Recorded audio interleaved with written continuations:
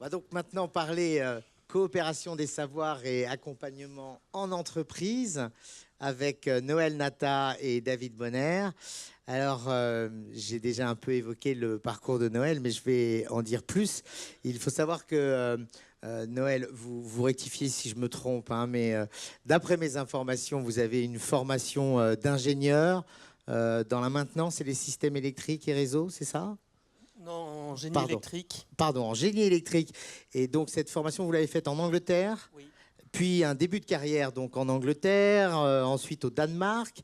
Ensuite, vous avez suivi un MBA à l'ESSELSCA en France, oui, à Paris, hein, l'École supérieure des sciences commerciales appliquées. Et puis, il s'est passé pas mal de choses. Et enfin, vous êtes devenu membre du Clubhouse, vous allez nous raconter, et vous avez repris les études avec des petits jeunes de 20 ans à l'Institut universitaire de technologie de Saint-Denis pour notamment apprendre à manier le logiciel de conception assistée par ordinateur CATIA en 3D. Et puis, eh bien, c'est au Clubhouse que vous avez rencontré David Bonner, qui est ingénieur 3D à Dassault Systèmes. Alors, je vous en prie, racontez-nous comment s'est passé tout ça. Alors, c'est vrai que je suis membre du Clubhouse et j'ai eu beaucoup de chance de rencontrer David parce que Dassault, finalement, c'est une rencontre avec David qui l'a rendu possible. Même si on a des très bonnes ressources humaines là-bas, c'est des ressources humaines jeunes qui sont dynamiques et qui sont eux-mêmes handicapés, donc ils sont très engagés dans la cause d'aider les gens comme moi qui ont des troubles. Tout se fait de manière très naturelle, même si ça demande beaucoup de travail en amont des ressources humaines. Dans mon cas, ça a été fait à travers une relation tripartite avec le Clubhouse. Ma staff, Aude, qui est là, devant. Et qu'on salue. Voilà, donc Aude qui... Tu peux te lever. Aude de la source du Clubhouse, donc qui a accompagné et qui accompagne de nombreux membres du Clubhouse dans leur insertion dans l'emploi et leur maintien dans l'emploi. Voilà. Et donc, ça a commencé par 2 formations sur CATIA que j'ai réussi à avoir. Ensuite, on a réussi à les convaincre que ça pouvait être bien de me prendre en stage. Ça devait être une PSMP, je ne sais plus ce que ça veut dire. Oui, voilà. Hein, période de mise en situation professionnelle. C'est ça. C'est le jargon de Pôle emploi. Voilà. De 2 en mois. gros, ça dure 1 mois, hein, c'est ça? C'est 1 mois renouvelable. Voilà, renouvelable. Et donc, ça a été renouvelé. Oui, mais après un peu de temps. Voilà, après un peu de temps, voilà, des contingences, je crois, administratives surtout. Tout à fait. Voilà. Et donc là, on est en 2016, hein, je crois. On est en 2016, oui. Voilà. Et ensuite, j'ai eu la chance que David ait bien voulu me garder et que les ressources humaines aient réussi à convaincre leur entreprise de me garder aussi. Et on m'a mis en alternance pour que je puisse rester avec David et que je puisse continuer de me former et à terme, je l'espère, devenir un élément utile chez Dassault. Alors justement, il y a une petite anecdote, c'est que maintenant vous travaillez sur des projets très très solides, mais alors lors de la PSMMP, David me racontait qu'il vous a fait travailler sur un petit projet très très expérimental. Hein, on était sur un... Enfin, vous pouvez nous en parler, David? Oui, non, c'est un projet qui en fait était... Ça marche, oui, qui était en rapport avec un club dont je fais partie d'aéronautique, donc c'était une conception d'avions légers. Normalement, Dassault Systèmes n'est pas dans la conception des avions, nous sommes éditeurs de logiciels en fait. Mais là, en l'occurrence, les logiciels sont utilisés dans les bureaux d'études d'aviation. Et là, on avait une expérience de conception d'un petit avion ultra léger, donc pour laquelle j'avais besoin de quelqu'un pour m'aider. Donc en fait, j'ai mis Noël sur ça, parce qu'il avait déjà commencé à utiliser le logiciel CATIA. Donc, logiciel 3D. Et alors, justement, ça rejoint une idée forte que vous m'avez dite. Enfin, ça illustre une idée forte que vous m'avez dite en ce qui lie handicap et innovation. Vous vous souvenez de ce que vous Oui, m'avez tout dit? à fait, oui. En fait, ce qui se passe, c'est que mon point de vue, c'est que dans un grand groupe comme Dassault Systèmes, nous sommes 15 000 dans le monde maintenant, donc 2 milliards, près de 3 milliards de chiffre d'affaires. Et donc, en fait, généralement, toutes les ressources sont prises à tout instant. C'est-à-dire que vous avez en fait des projets en cours pour des clients payants très importants qui, en fait, ces projets phagocytent toutes les ressources disponibles à l'instant T. Donc, dès que vous avez une idée innovante, vous dites, ben non, mais on peut faire en plus, on peut faire quelque chose qui va faire booster nos ventes, qui est un super produit. Ben, on n'a personne pour le faire. Ben c'est bon. Moi, j'ai la chance d'être dans un service recherche où justement on peut réorienter ses propres ressources. Donc moi, je peux décider de passer 20% de mon temps du jour au lendemain là-dessous, mais ce n'est que 20% d'une personne et voilà. Et j'ai plein d'autres choses à faire à côté. Donc, si je veux une personne à plein temps pour m'aider sur un projet, bah, qu'est-ce que je peux faire? Je peux me tourner vers la mission handicap. Parce que, et justement, je ne sais pas si j'ai mentionné ici donc, le travail remarquable de Nathalie Raffi et Irène Hidek, que déjà Noël a mentionné. En fait, c'est les deux personnes elles-mêmes en situation de handicap qui gèrent la mission handicap, qui sont des personnes remarquables. Et donc, en fait, je ne sais pas si c'est le cas dans toutes les grosses entreprises, mais Dassault Systèmes, il y a un budget dédié. Il y a un budget dédié à l'embauche en handicap, parce qu'évidemment, il y a l'État qui met les choses en place, qui fait les choses bien quand même pour ça, parce que fait en sorte qu'il y ait des grosses pénalités si jamais on n'embauche pas. Du coup, en fait, c'est un bol d'air frais, parce que ça veut dire que moi, pour ce projet en particulier, qui est un projet en ce moment d'envergure que je réalise avec Noël, j'ai eu la possibilité d'avoir Noël en tant qu'analyste financier. Il s'agit de savoir à l'avance quels vont être les bénéfices pour l'entreprise pour pouvoir justifier le développement de ce produit, mais pour lancer vraiment le produit. Et donc, pour faire cette étude de marché, j'ai pu disposer d'une personne, c'est Noël. Et donc, là, on est au cœur de l'innovation, parce qu'on ne peut pas faire l'étude de marché associée à la nouvelle idée. Alors, on ne va jamais sortir le produit derrière. Donc, c'est extrêmement intéressant. Alors, qu'est-ce qui se passe? Vous me demanderez si j'ai pas ça. Ben, à ce moment-là, ce qui va se passer, c'est que les idées vont plus venir de la direction. C'est-à-dire, la direction, eux, vont mettre 3 personnes dessus s'ils ont une idée. Mais pour que des personnes comme moi, mon titre, c'est directeur de recherche, mais en réalité, je suis ingénieur en recherche. En fait, à mon niveau, pour pouvoir donner une impulsion à une nouvelle idée comme ça, l'handicap est un moteur fabuleux. Parce que c'est la possibilité d'embaucher quelqu'un, de dédier à cette tâche, à cette analyse, à cette innovation. Donc, l'handicap, oui, c'est moteur d'innovation pour moi.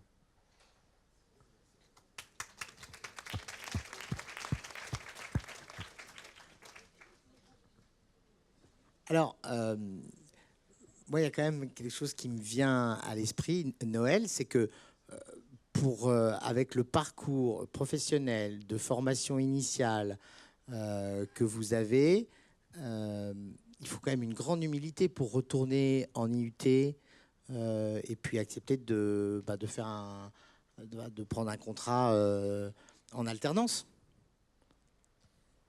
Alors, les petits jeunes qui sont à l'IUT avec moi sont meilleurs dans ce qu'on fait là-bas que moi. Ouais, ça fait 5 ans qu'ils le font. Donc bon, mais en plus, c'est quand même encore plus dur, je dirais, parce qu'ils sont super brillants, enfin, ils sont super balèzes. Non, enfin, oui, mais moi, ça me fait plaisir que les jeunes soient bons. Ouais. Non, mais c'est sûr. Et c'est bien de rester avec des jeunes, de rester un peu à la page de ce qu'eux, ils font. Après, c'est pas facile tous les jours, non. Ouais. Et je préfère être en entreprise qu'à l'école, ça c'est évident. Ah ouais.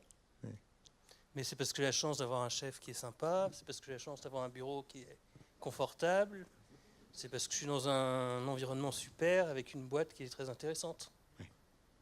Bon, en même temps, David, il t'arrive pas non plus d'éloges à votre égard, notamment, et ça d'ailleurs il n'est pas le seul à le dire, Aude le précise aussi, vous êtes, en tout cas ils disent de vous que vous êtes très très avenant, notamment très très humain avec tout le monde. Vous avez conscience de cette force? C'est un joli compliment, et oui, j'aime les gens. Ouais.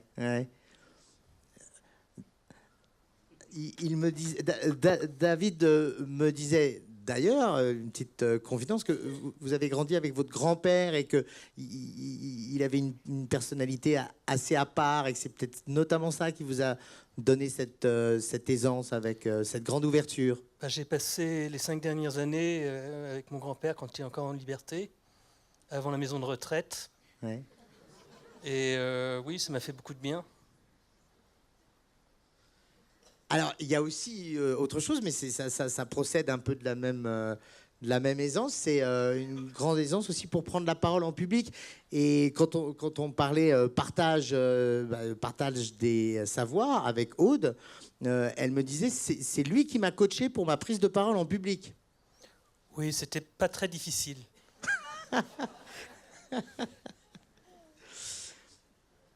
Et puis également, là encore, un dispositif de retour d'expérience, de partage d'expérience. C'est au sein du Clubhouse, quand on a comme ça une activité en entreprise, vous avez l'atelier Rex Pro, donc retour d'expérience, c'est-à-dire que vous êtes amené à témoigner de ce que vous faites en entreprise, comment ça se passe. Moi, je trouve ça intéressant parce que quand j'étais membre et que j'étais pas en entreprise, on n'avait pas tout le temps ça. Et on voyait en fait jamais les gens qui avaient, entre guillemets, réussi dans la vie. Et je considère que toute personne qui a réussi à retrouver du travail devrait revenir au club pour partager ce moment avec les gens qui sont là-bas et leur donner du courage et de l'envie de continuer.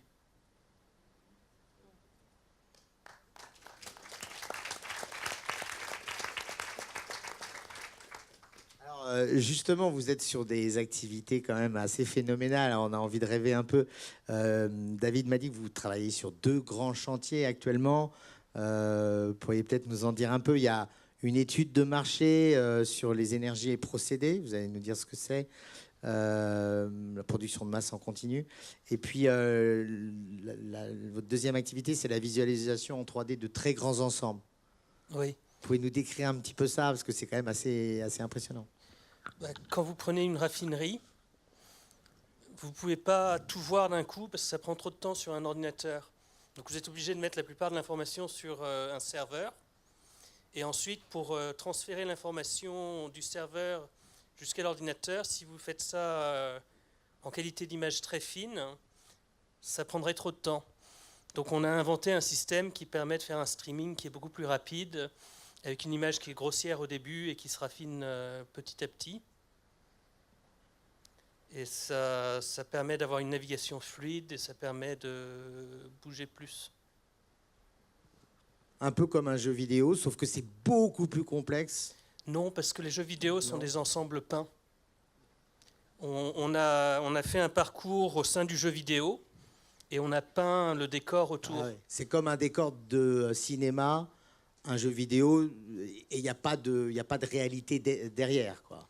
En fait, comme une peinture, quoi. Voilà. C'est beaucoup plus facile à updater, en fait. Oui. Alors que vous, c'est complètement réel, quoi. Il y a de la profondeur partout. Oui, c'est... Bon, j'arrête. Je vais arrêter d'essayer de comprendre. En tout cas, c'est balèze. Et c'est balèze. Et si maintenant, je vous demandais de nous parler justement de cette coopération des savoirs entre David et vous. David, et les qualités que ça exige, j'ai de la chance, etc. Il est dans mon bureau. Dans son bureau, je suis dans son bureau. Très bien. Non, mais c'est une bonne vision, ça. Il est dans votre bureau, d'accord.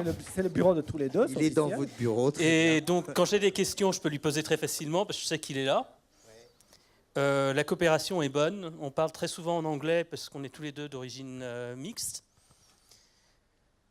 C'est quelqu'un de très calme, de patient. Il répète beaucoup la même chose, parce que ça ne rentre pas forcément. Moi aussi, j'ai du mal à tout comprendre.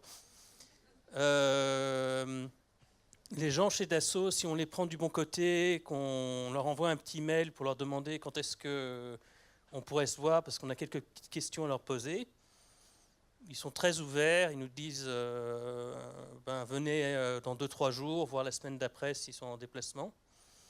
Donc ça se passe bien. Depuis que je travaille chez Dassault, je n'ai pas fait d'épisode up ni down.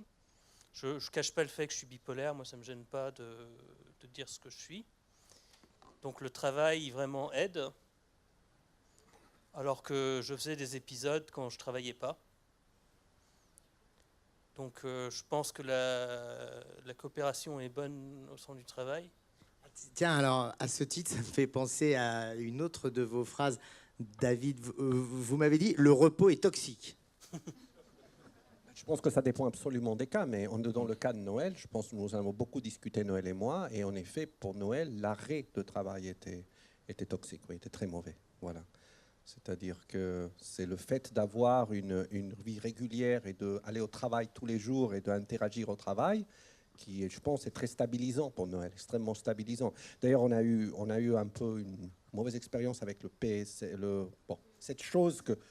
Le PSMMP. PSMMP, oui, voilà, c'est ça. Dans le fait qu'ils n'ont pas voulu le renouveler tout de suite. Donc, du coup, en fait, parce qu'en réalité, le renouvellement, il paraît, n'était pas vraiment dans leurs intentions. C'est un peu un double message. C'est-à-dire qu'ils disaient oui, on renouvelle, mais on ne renouvelle pas. Donc, du coup, il a fallu lutter pour le renouvellement. Et entre donc, la première période et la deuxième, il s'était coulé du temps, alors que nous, on voulait enchaîner 2 mois. Et donc, voilà, ça a été le seul truc qui a failli poser vraiment problème, mais finalement, ça a été... Et juste une petite correction, c'était en 2017. Ça, c'est en 2016 qu'on s'est connus, mais c'est en 2017 qu'on a fait les 2 périodes-là. Et puis, c'était ce printemps 2017, en fait. Voilà. Non, je voulais dire effectivement que le travail, pour moi, ça fait partie de mon rétablissement. C'est extrêmement important. Ça structure les journées, on rencontre des gens, ça crée des liens sociaux. C'est épanouissant.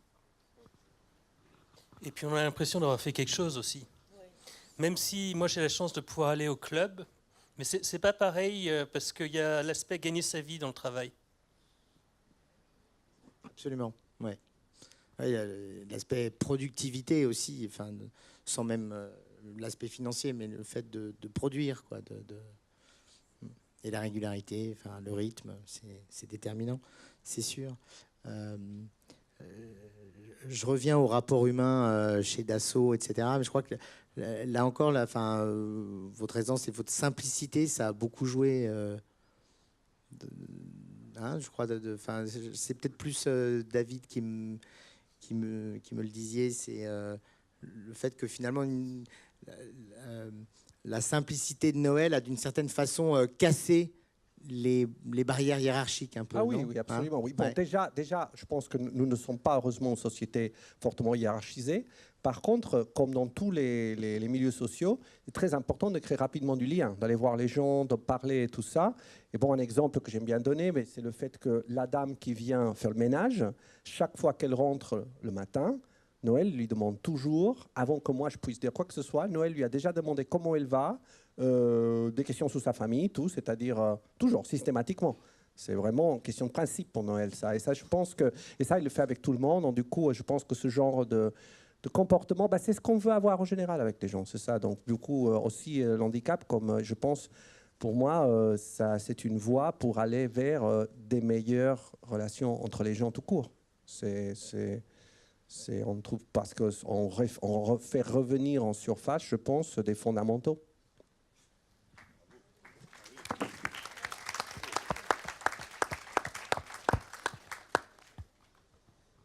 Vous visualisez, vous entendez mieux. Oui, allez-y. Bonjour, alors moi je suis un peu frustré parce que j'avais tout compris depuis ce matin et là je bloque complètement. Qu'est-ce qu'un clubhouse ? Je suis salariée au Clubhouse. Alors, qu'est-ce que c'est que le Clubhouse ? C'est une association à but non lucratif qui permet à des personnes en situation de handicap psychique d'être accueillies sur un lieu de vie non médicalisé. Et nous faisons de l'insertion socio-professionnelle. Et cette association, en fait, qui date, sa création est américaine, en 1948 aux États-Unis, s'est exportée à travers le monde, puisqu'il y en a plus de 350 dans le monde. En France, on a un clubhouse à Paris, à Lyon et à Bordeaux. Et à Paris, on accompagne plus de 250 personnes. Ces personnes viennent sur un rythme qui est le leur, mais sur un rythme hebdomadaire, tous les matins, de 9h30 à 18h tous les jours. Et nous travaillons sur les projets qui se sont fixés eux-mêmes, c'est-à-dire s'ils sont éloignés de l'emploi, s'ils sont éloignés d'une vie sociale. Donc, ce qui est surtout très important, c'est qu'on ait accès, et ça c'est la colonne vertébrale de notre association, sur ce que nous on appelle la cogestion. Les membres qui viennent dans l'association la font fonctionner, c'est-à-dire que c'est eux qui vont accueillir les personnes qui viennent nous visiter, les entreprises partenaires ou pas encore, Ce sont eux qui vont faire la comptabilité, ce sont eux qui vont faire les repas, la gestion de la compta qui va avec les repas, qui vont animer des ateliers ou pas selon les compétences qu'ils veulent mettre à la disposition, parce qu'on est très dans la pérédance aussi au niveau du Clubhouse. On fait beaucoup de partage de compétences.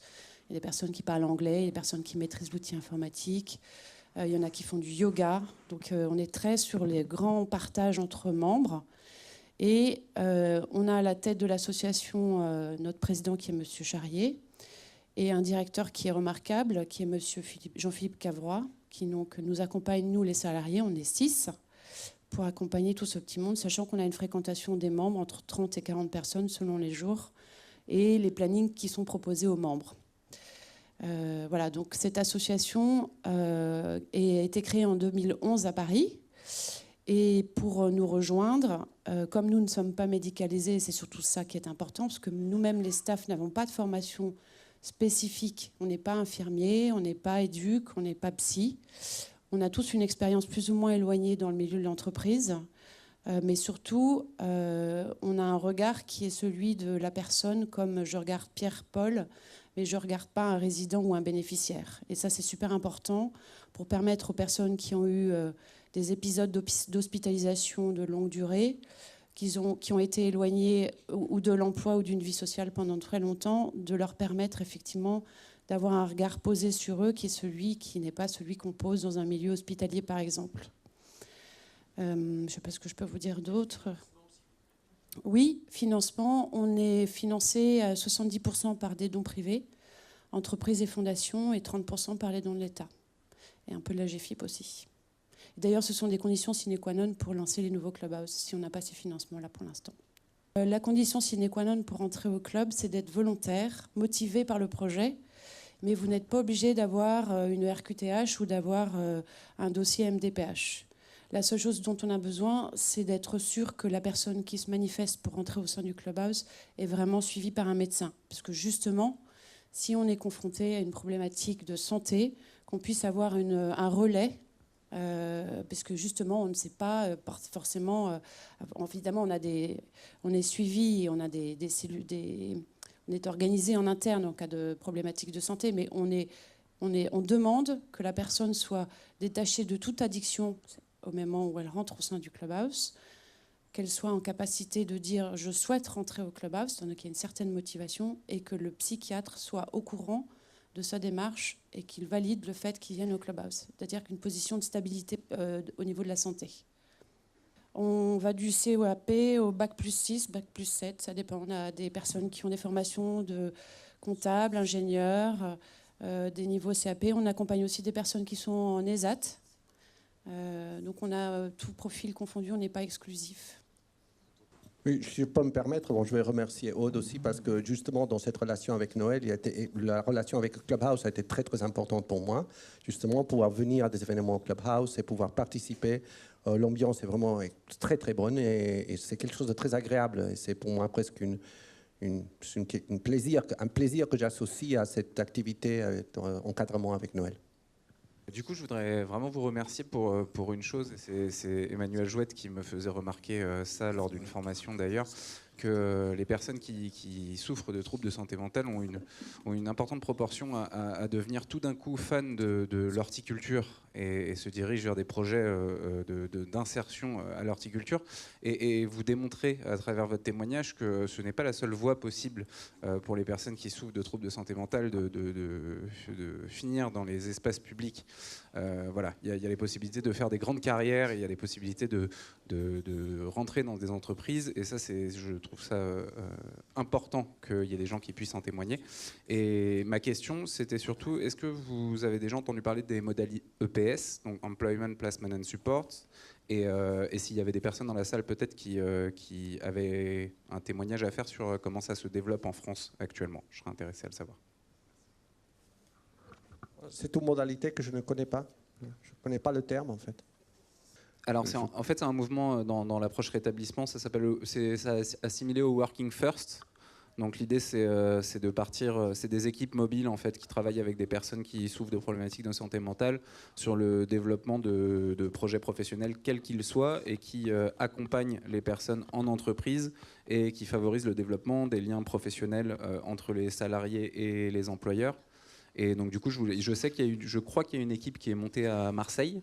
Et je voudrais savoir si vous qui travaillez en fait dans l'insertion, si c'est des perspectives qui se développent dans la région Île-de-France. Alors en fait, mais je laisserai après la parole à Pascal Cacot, on n'a pas d'équipe mobile, en tout cas pas à ma connaissance. Par contre, on a effectivement l'emploi accompagné depuis récemment, mais je laisse la parole à Monsieur Cacot qui... Je pense que beaucoup dans la salle savent ça. L'emploi accompagné vient d'être mis en place en France.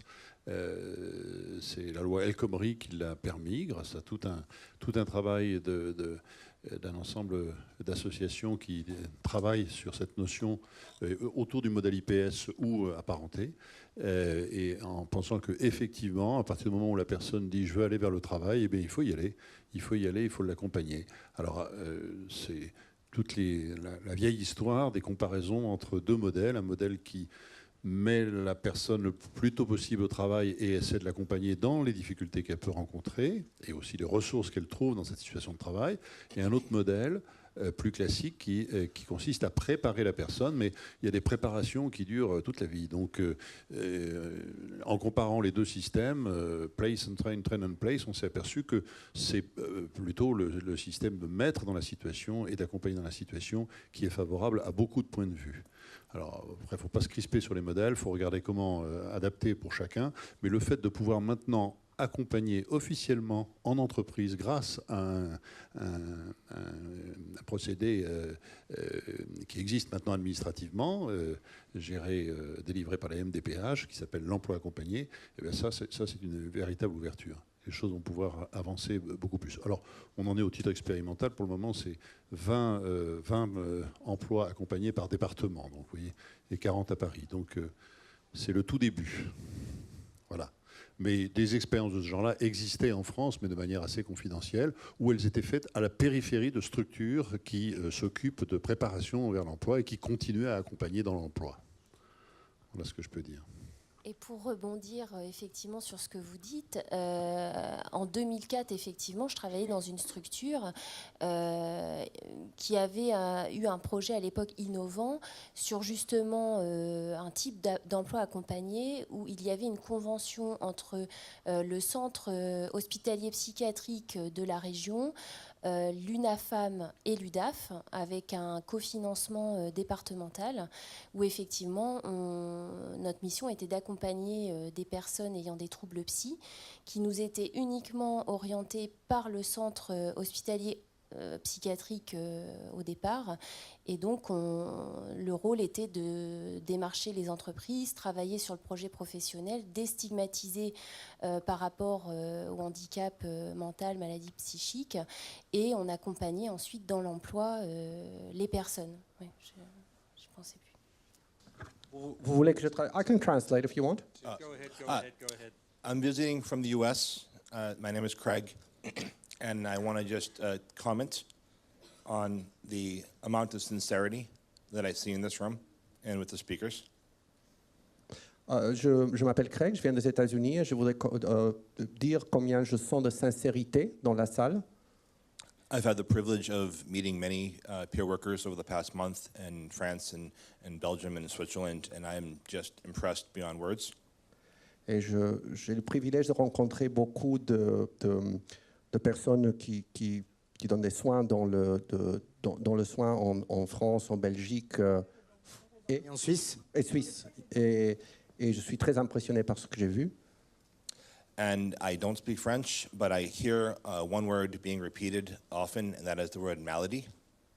Ah, j'entends le mot mélodie. Pardon, maladie. Oui, répétez souvent, pardon. And I would betray my convictions if I didn't speak up about it. Je me dois de parler de ce sujet. And in the context of employment and peer work. Dans le contexte de l'emploi et du travail payé. Ah, la pérédance, pardon. I suggest to you that nobody is ill. We are just affected by life and the things that have happened to us. And to be able to work successfully as a peer worker, we must look at ourselves and others as not being sick or diseased, but being able and benefited by what's happened to us to help others. And it's a very powerful thing. And I offer to you that the malady, if I'm saying it correctly, well, we may be suffering in different ways. It's actually a beautiful benefit. So I propose you consider that it's a gift. Oui, donc je pense que vous aurez compris, mais donc là ce qu'il propose, donc il faut ne pas parler de maladie, mais en fait un don qui nous est donné, de pouvoir partager, de pouvoir faire grandir tout le monde ensemble, et donc c'est peut-être pas, le terme maladie n'est peut-être pas approprié. Merci.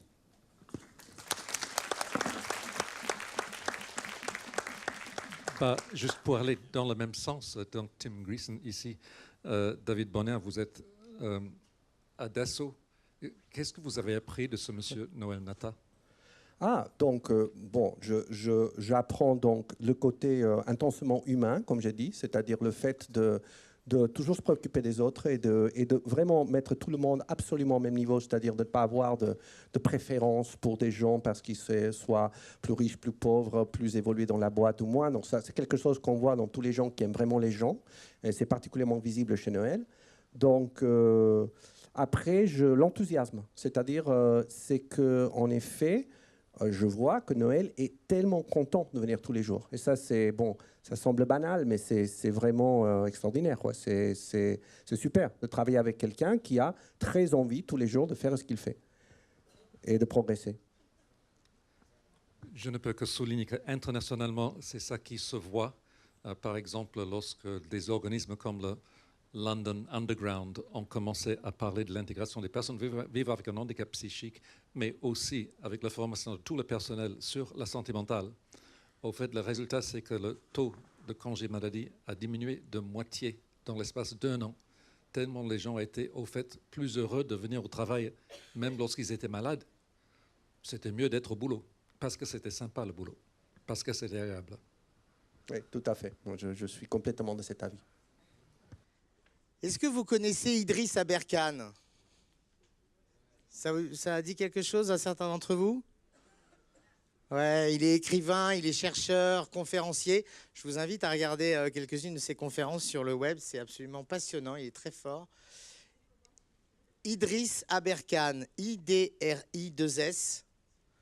Aberkan, A-B-E-R-K-A-N-E. A-B-E-R-K-A-N-E. Et si je vous parle d'Idriss Aberkan, c'est parce que il évoque notamment le pouvoir de la connaissance. Vous en avez entendu parler? Le pouvoir de la connaissance, c'est une excellente nouvelle pour la coopération des savoirs expérientiels. Parce qu'en fait, il nous explique dans le pouvoir de la connaissance que, contrairement aux biens immatériels, la connaissance, c'est une ressource infinie. Échanger de la connaissance, ça ne coûte rien. Et ça la démultiplie. C'est absolument exponentiel. Donc ça, c'est vraiment très positif de l'avoir en tête.